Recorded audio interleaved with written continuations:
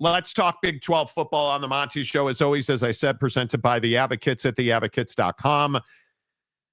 We worried about this on the show, and I know that we've talked about what's a good conference, what's a bad conference, is this a good conference, is that a bad conference? I know we've talked about all of it. Mm-hmm. But I think the thing, in my mind anyway, last week before the BYU Texas Tech game, we had this exact conversation. It's getting more and more difficult to ignore the business failings of the Big 12. Completely unrelated to Brett Yormark and his crew. They're making money. They're doing deals. But the TV numbers do not lie. And I know that Utah fan crawled up my orifice when I said playing at 10 a.m. Mountain Time at Rice Eccles against Tech is a huge mistake. Oh, it's big noon kickoff. 10 million viewers. You're an idiot. Okay. You don't know ball, Monty. You don't know ball, Monty. I totally agree. I don't know anything about football. But here's what you can't get away from. They did, what was it, 4.4 million in that game. Now we have an even bigger game. It's November. It's Lubbock, Texas. 10 Mountain Time playing BYU. Morning kickoff yet again. Oh, well, Monty, we're going to do what was Texas Tech fan in here last week saying 8 million viewers. We're going to break record. Oh, you certainly did do that. And I don't, do we have the graphic in there, Jake? Here it is right here. Yeah. Excuse me. You did 4 million views. Oh. So you mean to tell me that BYU Texas Tech in the morning isn't such a good idea after all? That it should have been a night game or certainly a mid-afternoon game? Big noon kickoff. The biggest supposed TV audience in all of college football is big noon kickoff, they say. Mm-hmm. And your biggest game of the year, and you're telling me that you could only draw 4 million viewers to the biggest game of the year. Somehow I have trouble with this, and I really struggle because that is a tiny number. And if we're being honest, it's not even, you guys, it's not even 4 million viewers. Right. It is 3.8 million viewers. It's a tiny number, man. And it hurts, and it is bad for business. And you look at the totality of the numbers, and you begin to understand that Texas Tech and Missouri in a nothing game did 4.8 million viewers for the SEC on ABC. Oregon, Iowa, 5.37 million viewers on CBS. Indiana, Penn State. Turned out to be a fantastic game. 6 million views. LSU, Alabama. Not that great of a game. 7.5 million views. And Notre Dame against nobody in Navy does 3.4 million views. I think this is awful for the Big 12. I think this is a tiny number. I think this is brutal, man. Jake, I don't even know how to spin this. I don't think there's any spinning it.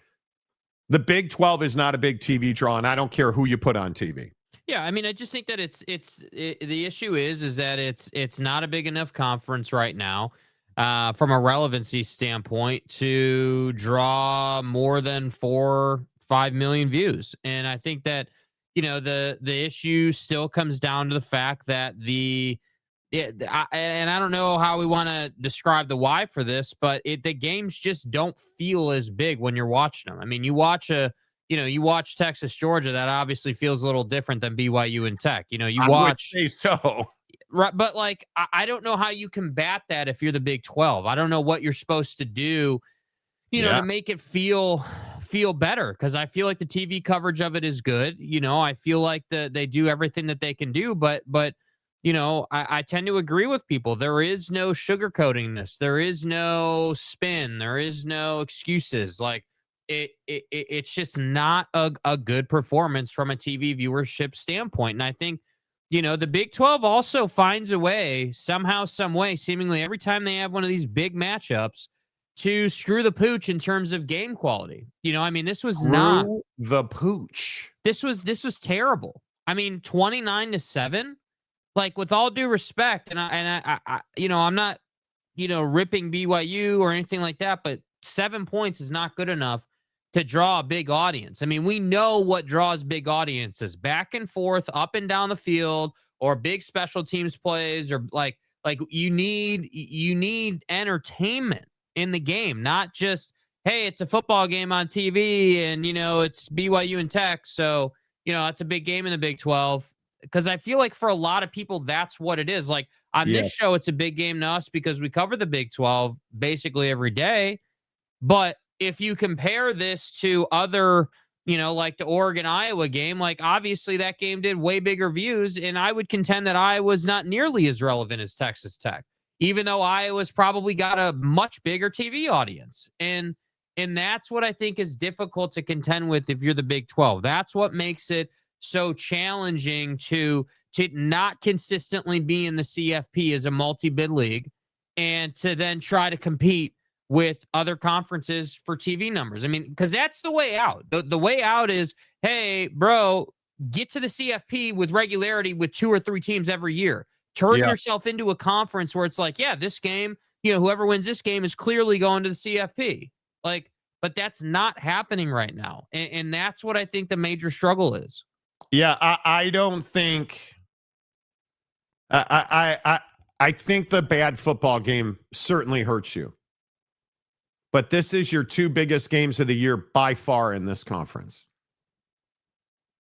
And Utah, Texas Tech, and Salt Lake City did 4.04 million views.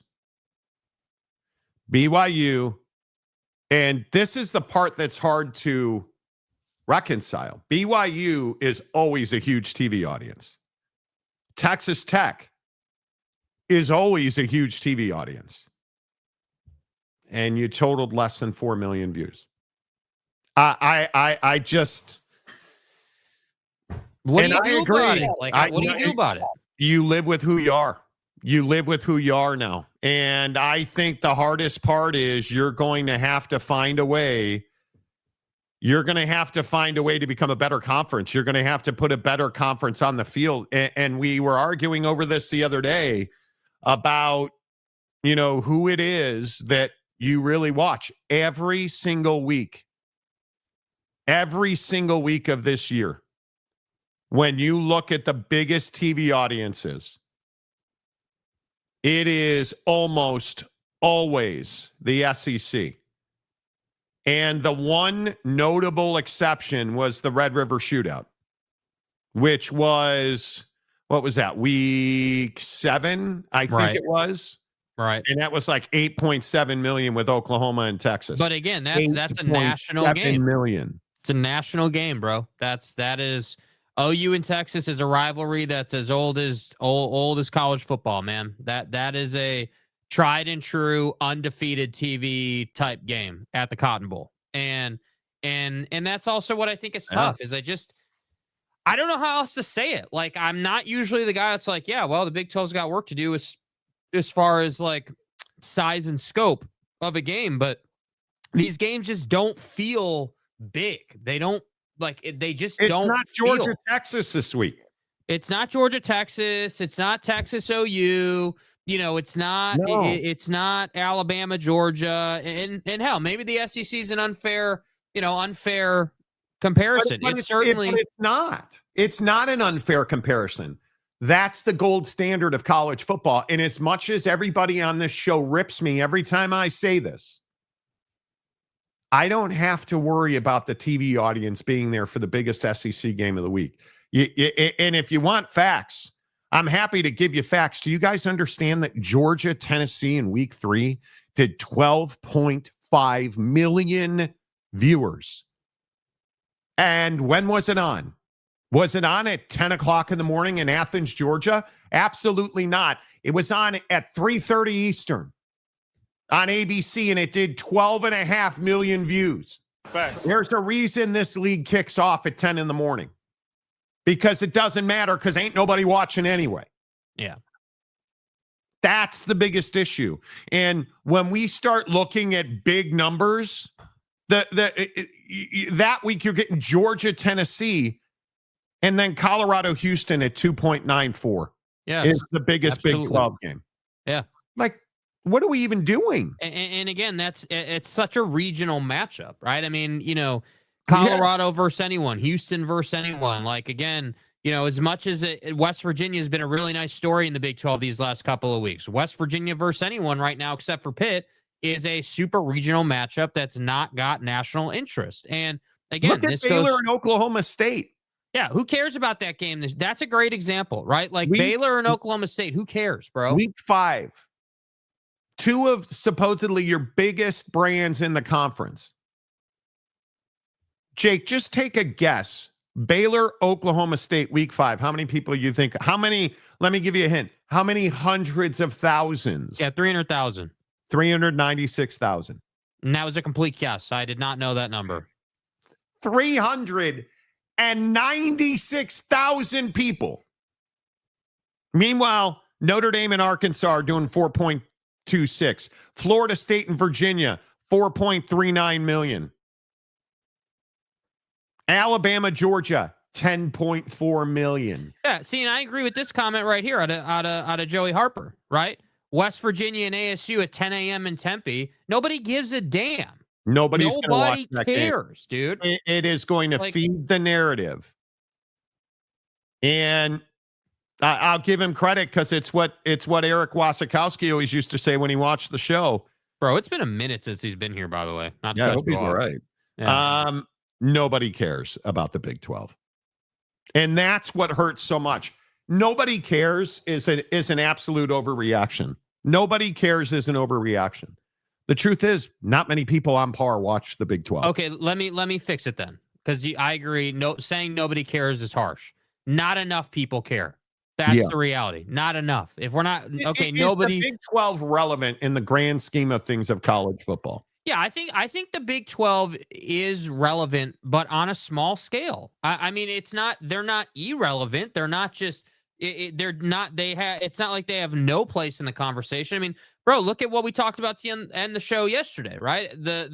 This conversation about the Big 12 finally being a 2-bid league, and how that shakes out. I mean, you've got Utah Tech and BYU right there in the top 13. I believe it is top 14. Yeah. So from that standpoint, yes, there's some relevancy there, but my goodness, if you said, hey, well, Tech versus Bama in the CFP, nobody's going to give the edge to Tech. Tech versus, I mean, whoever you want to say, it's an instant like, hey, the Big 12 or the ACC, because I think these two conferences are pretty close, but the Big 12 is never going to get favor. It's extremely rare. And I'm not saying that's unfair. They're a victim. They haven't earned that favor. And that's the really hard part, is that Brett Yormark comes into this conference as your new commissioner several years ago now, and is trying to do all these great things like the Kansas City thing, trying to bring in, the Pac-12 schools when that whole thing melted down, like, doing all these great things. But you can't get Baylor, you can't get Oklahoma State, you can't get these schools to push the conference forward, because that's the difference, bro. Yeah. The Big Ten and more specifically the SEC have everyone in alignment, and they're all pushing the same direction. The very fact that Vanderbilt is anywhere near a CFP ranking is major shade towards the Big 12 and the ACC, in my opinion. I think the hard part is you have big brands in the ACC. Mm-hmm. and much of Dabo's failings, but Clemson's a big brand. Florida State's a big brand. Miami's a big brand. What is even similar to Clemson in the Big 12? Because remember, those jackalopes in Stillwater who held the door open for Oklahoma to hit the road with Texas. Oh, we don't want them anyway. We don't want them anyway. Texas, they're politics, Monty. Texas is never back. We don't need them. Screw the CFP. Throw them. Right? How much would you like if you think about how much TV viewership used to be in this league with the Texas A&Ms and the Missouris and the Texas and the Oklahoma? What about Nebraska? Can you imagine Nebraska being back in this league? I don't know. I am really, really worried. Yes, Brandon Butler, there's no brand name. None. And frankly, Coach Prime, and I've talked about this before, when Deion Sanders and Colorado are bad, this league suffers for it. Because look at what a boom Deion Sanders was for this league. And when they're bad like this, it's bad for the league. When BYU, this is the hard part about, well, the church, Monty. I think BYU is the biggest brand in this league. And I'm not sure there's an argument. But is BYU truly a threat to win a national championship? Does anybody in Tuscaloosa, does anybody in Austin, Texas, nope, Los Angeles, Eugene, Oregon, nobody's thinking about BYU. Columbus. And I'll tell you, Lubbock ain't thinking about BYU. I'll tell you, Texas Tech and Joey physically dominated you. Yes. In a lot of ways in that game. Physically handled your offense. They're not worried about BYU. And that's what I'm saying. Like this concept, because I do think that the whole conversation around NIL and getting talent is part and parcel to this TV ratings conversation. Because the best teams in the country always have a quarterback. It's funny how the best teams in the country always seem to share these things, right? They always seem to have good line play on both sides, a good quarterback, and some good skill position talent. Sometimes it's more wide receiver than running back or vice versa, but they've always got a guy that can break the game open at any given time on any given Saturday.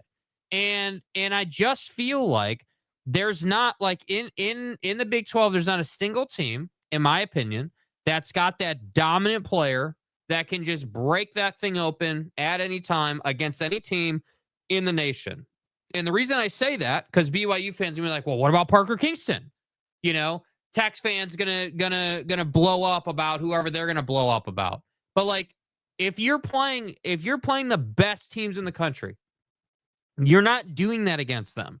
You are not good enough in the Big 12, in my opinion, to break those teams off. Because again, BYU versus Tech, because it's the recent example, BYU was never in danger of going over the top. BYU was never in danger of running a kickback or doing anything that would even make it competitive. And that's what bothers me so much when we're talking about TV ratings, is BYU fan is happy as hell to die on the Bear Bachmeier hill and say, this guy's our savior. Man, what would we do without Bear Bachmeier? You shouldn't be saying that.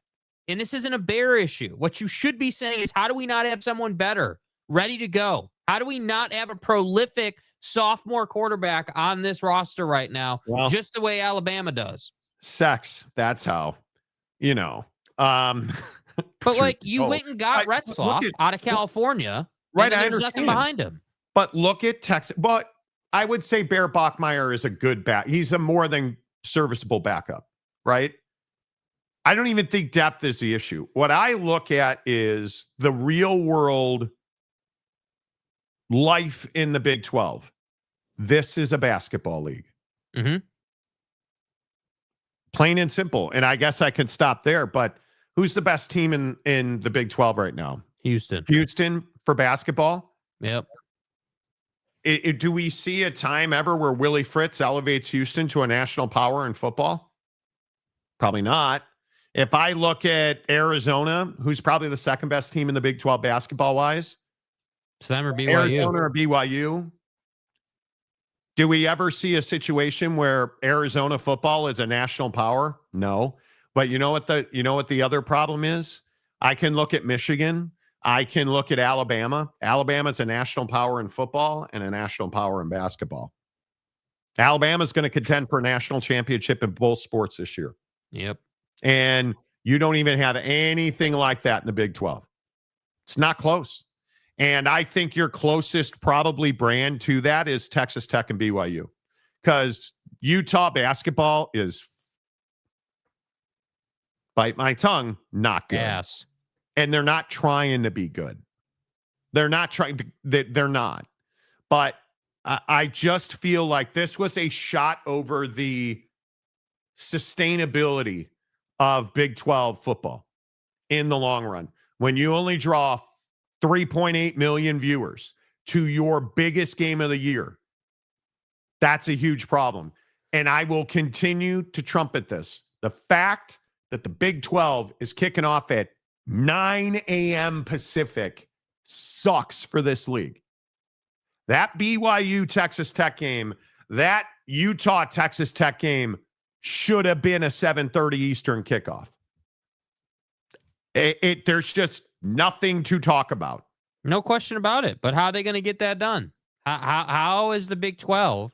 Are you going to sit here and be like, yeah, ESPN, why don't you go ahead and boot the SEC to 9 a.m. Pacific, and we'll go ahead and take that nighttime slot? Or, hey, Fox, why don't you go ahead and boot a better game out of the primetime slot you have this week for what we got going on? Nobody's doing that. Nobody is doing that. That's why I say, like, I don't even know. Like, I was sitting here, thinking about, okay, well, like, when we talk about this, like, where does the Big 12 go from here, bro? Like, where does, like, what? How do you fix it? Yeah, well, like, how do you fix it? Or, like, even if you can't, because it doesn't feel fixable. It feels like it's something that you try to kind of chip away at, or just kind of sort of make improvements on as the seasons go by. And I don't think you can do that. I think you have to go the Deion Sanders, Texas Tech route. You have to spend a lot of money, and you have to hire a coach that kids want to play for. And Joey McGuire's that, Deion's that, Kalani's that. And then there's a bunch of other dudes. Because this is the first time I will ever say, I don't believe that Kyle Whittingham is that anymore. I don't. I can tell you right now that whoever the jag bag is they hire in Stillwater, he ain't going to be that. The Wolf of Wall Street. He's not going to be that. And I look around this league, TCU ain't that guy. Sonny Dykes right now is in real danger. Real tangible danger. You know my feelings on Koresh down there in Waco.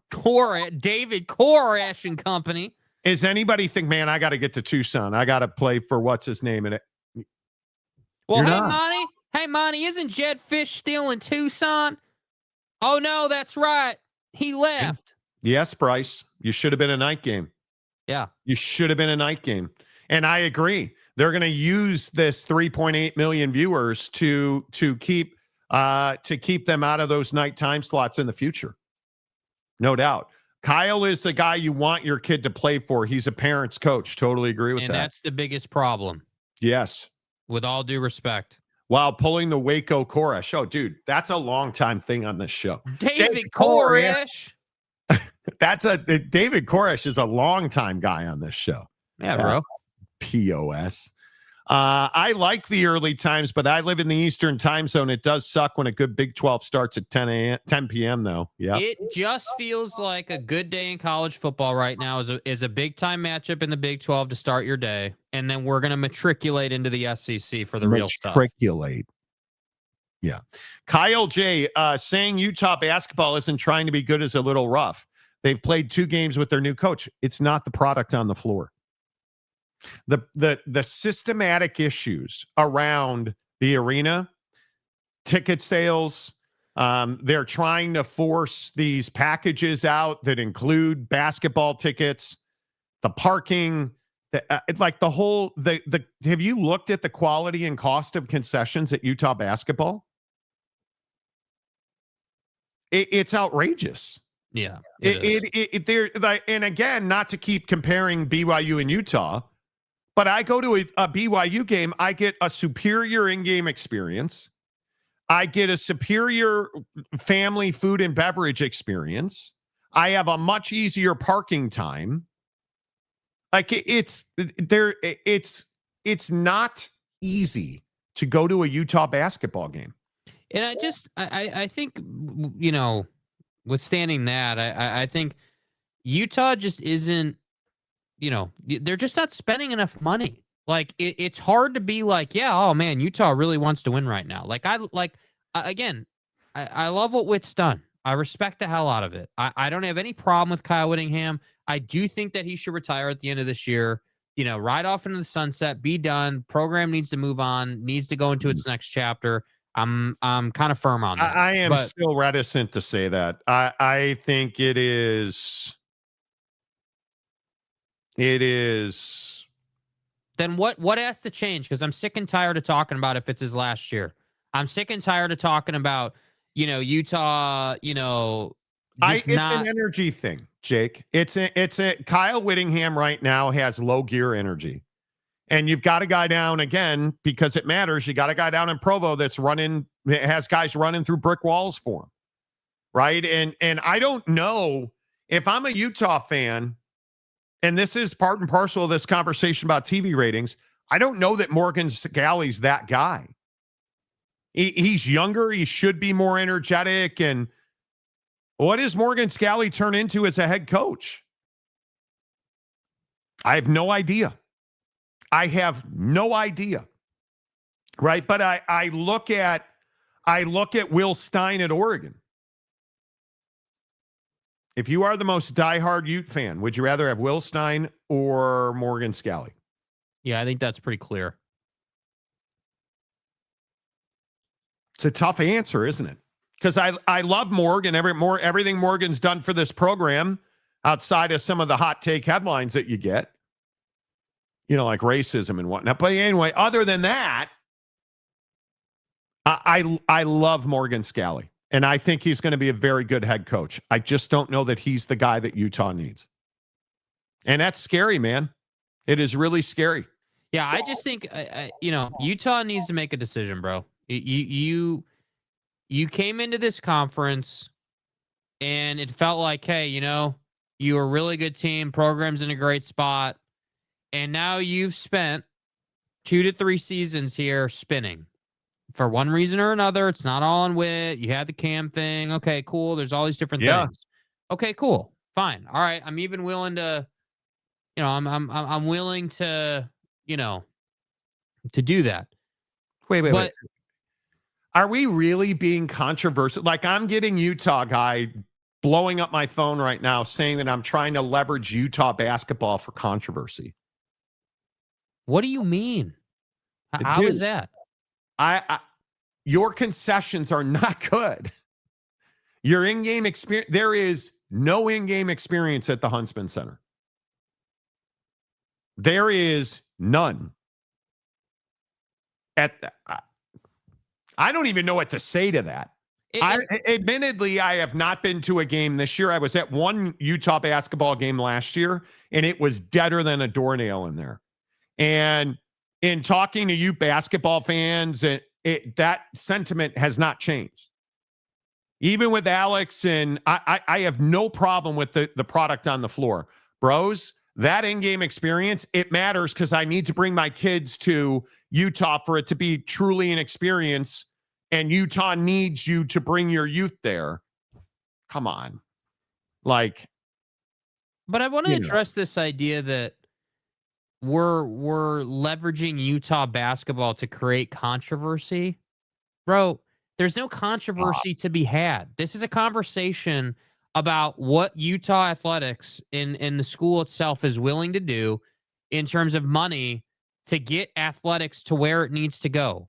And this is a far-reaching conversation deep into the athletic department. And football and basketball are the poster child of that conversation. You want to look at, softball, or you want to look at soccer or any of these other sports, those all are impacted. But the reality is that Yeah, dude. Like, do you think I want to be saying that Utah's not doing enough financially? Do you think I like saying that the guy that Kyle Whittingham built is down there in Provo kicking your ass?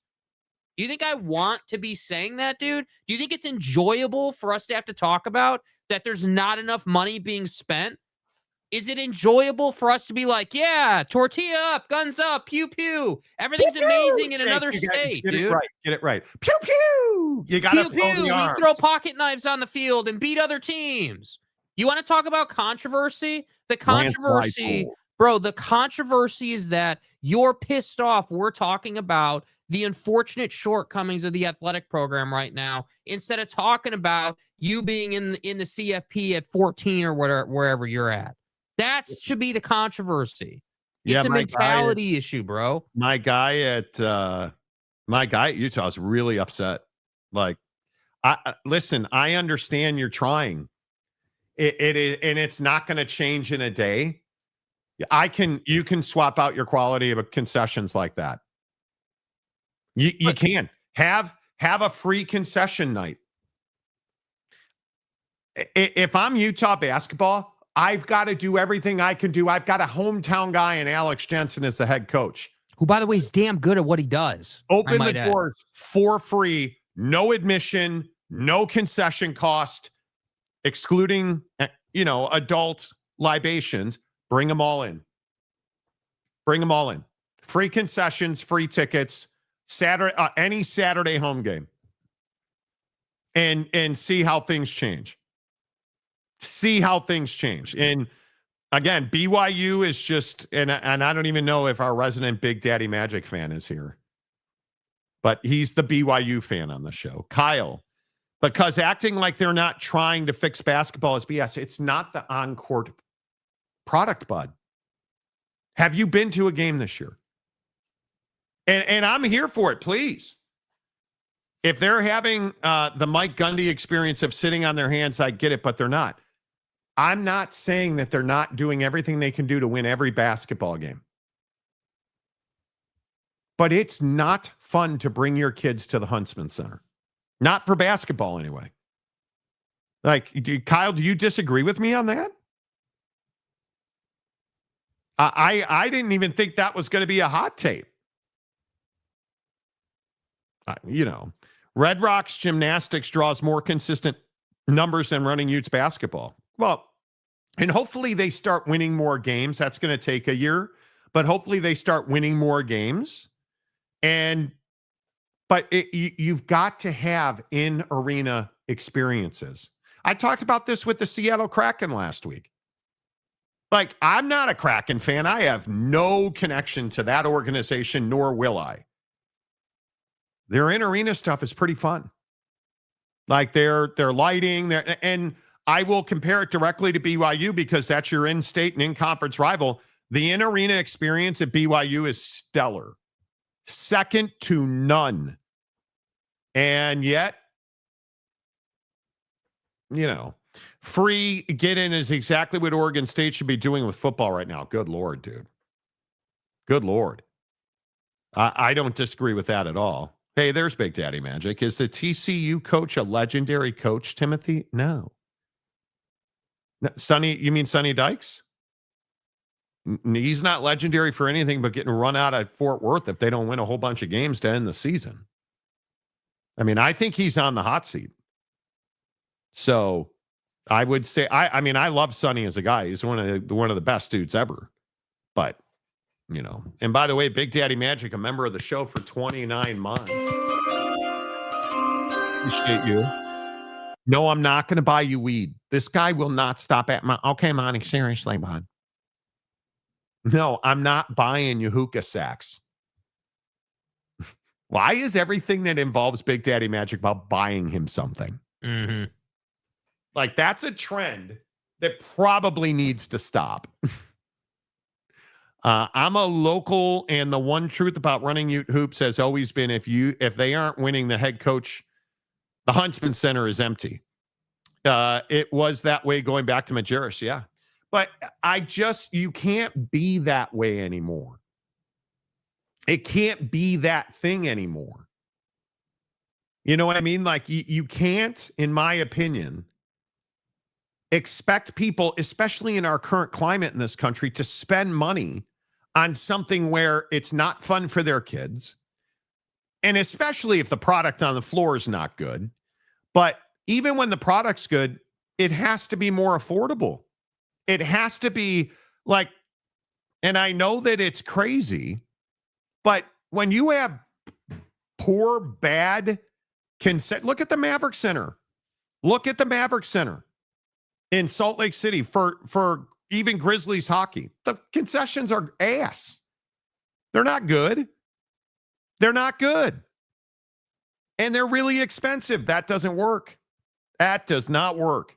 Listen, bro, all I'm saying is I don't disagree about the concessions or any of that, the in-game experience, but the one truth in sports, and I don't care what sport you're playing, is when you're winning more games and you have the hype around the players that are on the roster, you're going to have more people in the building. And the in-game experience and your execution of that then becomes more important. So we can sit here and say, well, you guys are being harsh, or what are we talking about? Or, the switch up, or there's not been a switch up. I appreciate the tenacity of getting rid of the old coach when you did and bringing Alex Jensen in. I think Alex Jensen's a great fit. And they're 3-0. And they're 3-0. I don't think they've lost yet. Great.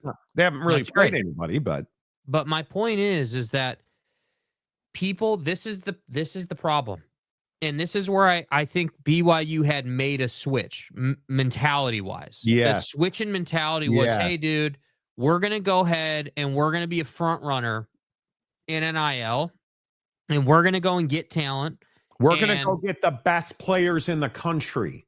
And that may be controversial, which I agree it has been controversial, but you went and did it, and I give you a lot of credit for that. And now, what are you seeing? Well, I see AJ DeBance all over ESPN. I see AJ DeBance all over social media. By the way, in all those clips when they're at the Marriott Center, yeah, man, the building's full, dude.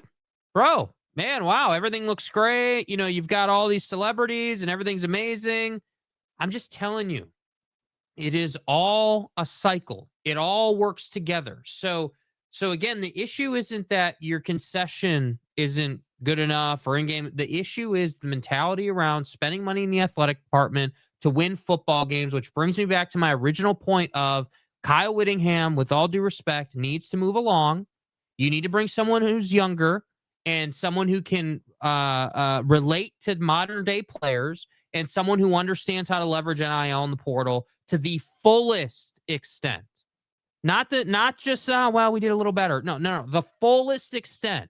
You need to be leveraging that thing to go out and get what you need. And then at that point, you will see, funny, no one's talking about your building being full or not full, or whether you're getting into the CFP or whether you're winning Big 12 championships. Yeah. That's the truth of the matter. And it's not Utah sucks or they're terrible. That's not what the conversation is, bro. That's not the conversation. Yeah. I don't disagree with that. I think you're right. And I think, yeah, it's just this is a tough time. This is a tough time for the Big 12. And, it is, good to see you, Kyle. Always appreciate the conversation. Yeah, good to see you, bro. I think the hard part for me about this conference is there's a lot of good football played here. And there's, unfortunately, far more bad football being played in this conference. And just watching guys like I was watching Aaron Roderick talk to the media yesterday after practice, absolutely owning what happened at Texas Tech. Like,